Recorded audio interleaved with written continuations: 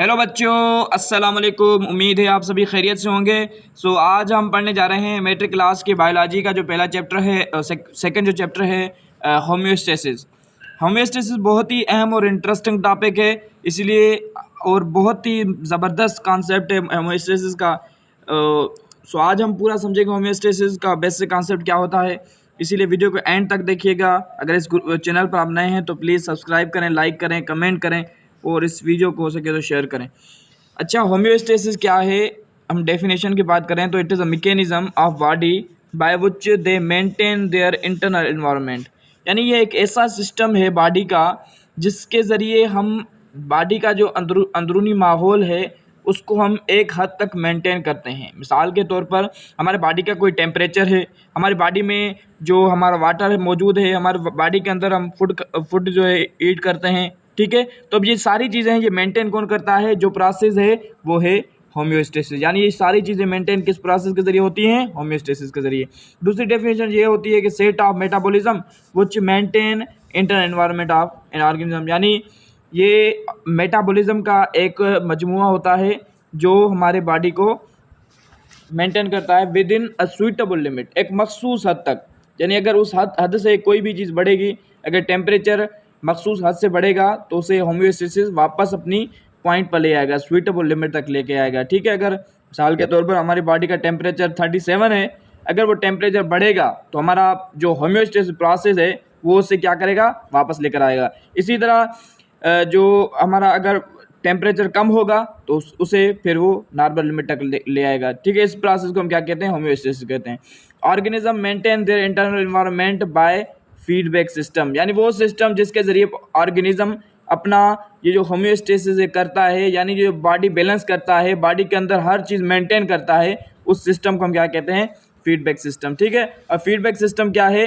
Check and balance system, okay. Check and balance system, यानी body के अंदर जो भी चेंजिंग आए उसे चेक करके फिर उसको बैलेंस किया जाए, इसी सिस्टम को हम क्या कहते हैं? Feedback system. अब फीडबैक सिस्टम के 3 कंपोनेंट होते हैं, ठीक है। सबसे पहले होते हैं रिसेप्टर या सेंसर।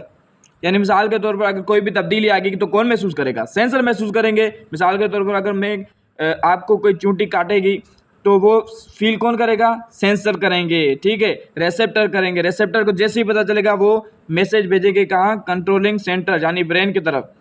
ब्रेन जो है वो इफेक्टर को ऑर्डर करेगा कि उस चेंज को ख़त्म किया जाए। मिसाल के तौर पर अगर हमारी बॉडी के अंदर टेम्परेचर बढ़ जाएगा तो हमारे जो टेम्परेचर के रेसेप्टर हैं वो ब्रेन की तरफ जो है, जो कंट्रोलिंग सेंटर है ब्रेन, वहाँ मैसेज भेजेंगे कि भाई टेम्परेचर इंक्रीज़ हो गया है। फिर कंट्रोलिंग सेंटर क्या करेगा? इफेक्टर जो है, मिसाल के तौर पर स्वीट ग्लैंड है, स्वीट ग्लैंड को ऑर्डर करेगा कि भाई पसीना निकालो। पसीना निकालेंगे फिर हमारी बॉडी जो है वो ठंडी हो जाएगी। इसी तरह ये जो है ये 3 कंपोनेंट है जो हमारे फीडबैक सिस्टम को चलाते हैं, और हमारा फीडबैक सिस्टम क्या है? जो होम्योस्टेसिस को प्रोसेस करवाता है। अब जो होम्योस्टेसिस है उसके 3 एस्पेक्ट्स हैं, ठीक है। 3 जो है पार्ट्स हैं, पार्ट्स कह लें कि होम्योस्टेसिस के 3 पार्ट्स हैं, ठीक है। सबसे पहले है ऑस्मो रेगुलेशन, यानी maintenance of internal water and solute condition bye osmosis.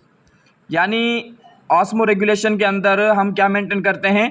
Water और साल्ट मेंटेन करते हैं, ठीक है। बॉडी के अंदर अगर पानी बढ़ जाएगा तो उस पानी को मेंटेन करना है, इस प्रोसेस को क्या कहते हैं? Osmo regulation. अगर साल्ट बढ़ गया है तो उस साल्ट को बॉडी से निकालना है, ये कौन मेंटेन करेगा? हमारा ऑस्मो रेगुलेशन। उस प्रोसेस को हम क्या कहेंगे? Osmo regulation, okay. उसके बाद जो दूसरा प्रोसेस है हमारा थर्मो रेगुलेशन। थर्म का मतलब ही हीट होता है, रेगुलेशन मतलब मेंटेन। अब हमारे बॉडी की जो हीट है, हमारे बॉडी का जो टेम्परेचर है, उसे कौन जो मेंटेन करेगा, उस प्रोसेस को हम क्या कहेंगे?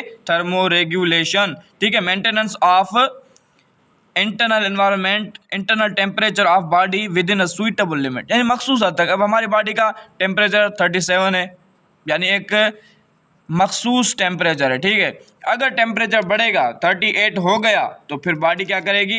बॉडी उसे मेंटेन करेगी, बॉडी उसे टेम्परेचर को नीचे करेगी। अगर नहीं तो हमारी बॉडी के अंदर जो है एबनॉर्मलिटीज़ पैदा होंगी, यानी हम सिक हो जाएंगे, हम बीमार पड़ जाएंगे, जिसे हम फीवर कहते हैं, अगर हमारी बॉडी का टेम्परेचर बढ़ जाए। इसलिए जो हमारी ये है प्रोसेस है, ये हमारे बॉडी का टेम्परेचर मेंटेन करता है, ठीक है। उसके बाद एक दूसरा प्रोसेस है एक्सक्रेशन। एक्सक्रेशन तो बहुत ही यानी आपने सुना होगा एक्सक्रेशन। एक्सक्रेशन क्या होता है? Removal of toxic substance and waste.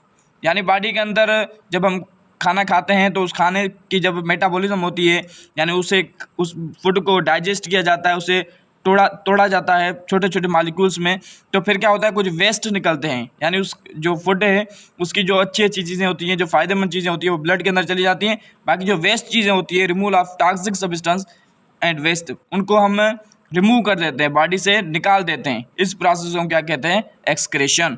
ठीक है, ये हैं बेसिक चीज़ें जो हमने पढ़ी। सबसे पहले हमने पढ़ा कि भाई होम्योस्टेसिस क्या होता है, उसके बाद हमने फीडबैक सिस्टम पढ़ा। फीडबैक सिस्टम के बाद 3 एस्पेक्ट्स हैं होम्योस्टेसिस के: osmo regulation, thermo regulation and excretion. उम्मीद है आपको बात समझ आ गई होगी। अगर बात समझ आ गई है तो प्लीज़ सब्सक्राइब करें, लाइक करें, कमेंट करें और बेल आइकन को दबाएं ताकि दीगर लेक्चर हमारे आपको मिलते रहें। जज़ाकल्लाह।